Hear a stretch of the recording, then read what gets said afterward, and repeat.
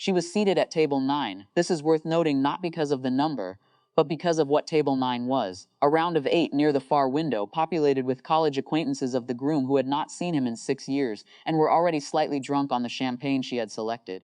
She knew the vineyard by name.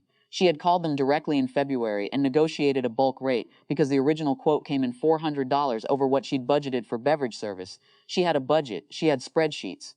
She had a folder on her desktop labeled Daniel's Wedding, vendor contacts that contained 41 documents and a running total she had stopped updating after it passed $38,000 because updating it had begun to feel like something she was doing to herself on purpose. She sat at table 9 and watched her brother become a husband. He was good at events. He always had been the kind of person who moved through a room and made it feel like the room had been waiting for him. He laughed at the right moments. He touched his new wife's hand in a way that read as genuine even from a distance.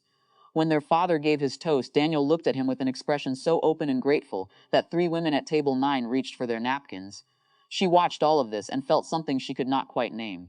Not jealousy, not grief, something more like the low hum of a fact she had known for a long time and had simply never said aloud. Daniel's toast came after dinner. He had written it himself.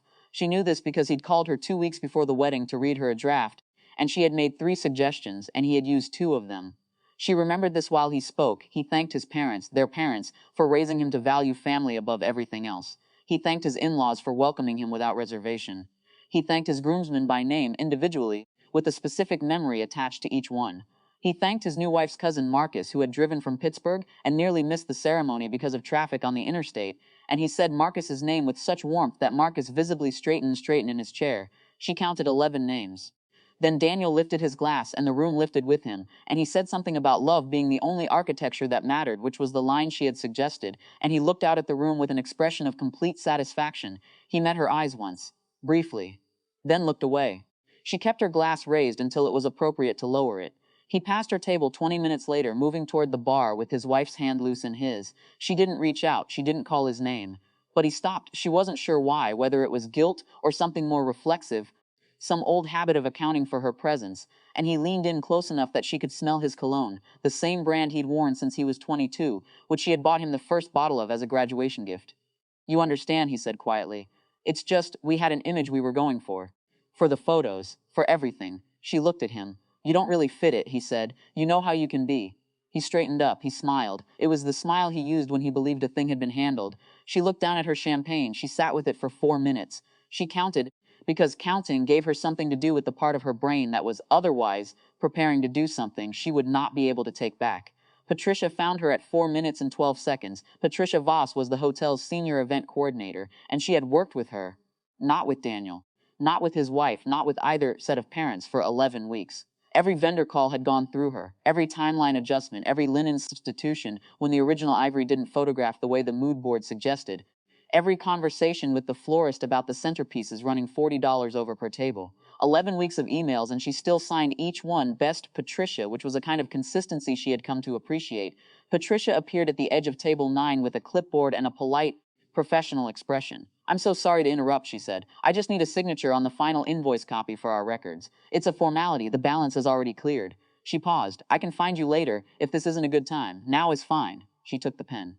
Daniel had followed his wife toward the bar and then stopped because his wife had stopped, because Patricia's voice carried in the particular way that voices carry in high-ceilinged rooms when the band is between sets. He turned. Patricia, who was not performing anything, who was simply doing her job with the precision of someone who had been doing it for 19 years, said, in a tone that was purely logistical, "Thank you. Since you're the contract holder on all vendor agreements, I just want to make sure you have a copy for your own records as well. The florals, the catering, the bar package, everything routes back to you." She capped the pen and handed it back.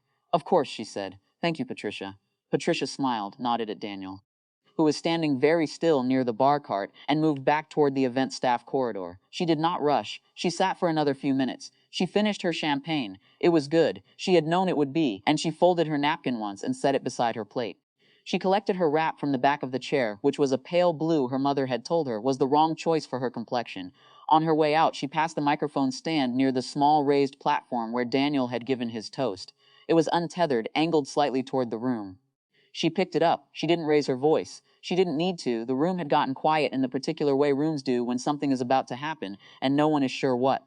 "I just wanted to thank Patricia and the hotel staff," she said, "and every vendor who made tonight possible. The florals, the catering team, the vineyard in the Willamette Valley, these things don't arrange themselves. She looked at the room, not at her brother. I hope everyone enjoyed the champagne. She set the microphone back in its stand, carefully, straight. The parking lot was very quiet. She got in her car and sat for a moment before starting the engine. She didn't call anyone. She didn't rehearse what she might say to Daniel eventually, or what he might say to her, or how their mother would position herself between them in the weeks to come. She drove home. She made tea. Outside, the city was doing what cities do at 11 on a Saturday, indifferent and lit up and completely unaware that anything had shifted. She stood at her kitchen window with the mug warm between both hands and looked at it for a while. She thought $38,412. Then she stopped thinking about it. She drank her tea.